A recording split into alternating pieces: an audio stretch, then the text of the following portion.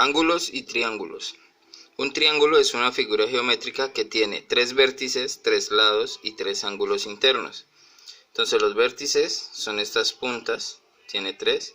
Los lados son las líneas que unen los vértices, que también son 3. Y los ángulos son las aberturas que hay entre esas líneas, entre esos lados, que también son 3. En este caso los vamos a representar con letras A, B y C. Podemos decir que la suma de los ángulos internos de un triángulo es igual a 180 grados.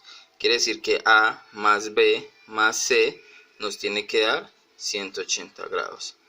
Y podemos decir también que conociendo el valor de dos de esos ángulos internos, podemos hallar el valor del ángulo que nos hace falta. Entonces aquí tenemos un triángulo en el que nos dan un ángulo que es 40 grados y otro que es 60 grados. Nos piden hallar el valor del ángulo A.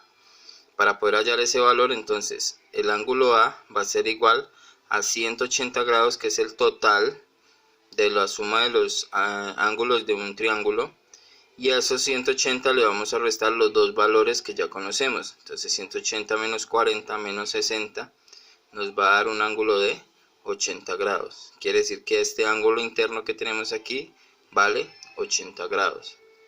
En este caso nos piden hallar el ángulo B y tenemos dos ángulos, uno de 120 y uno de 30.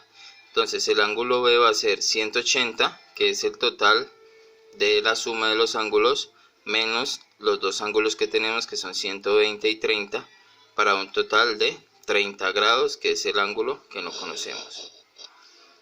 Aquí tenemos dos ángulos de 60 grados y nos están pidiendo hallar el ángulo C.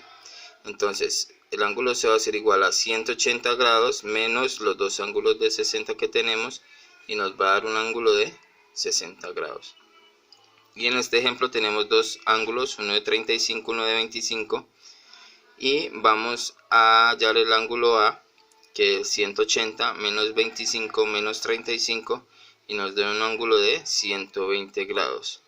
Una aclaración es cuando tenemos dos líneas rectas, nos va a formar un ángulo recto, y ese ángulo recto va a ser equivalente a 90 grados.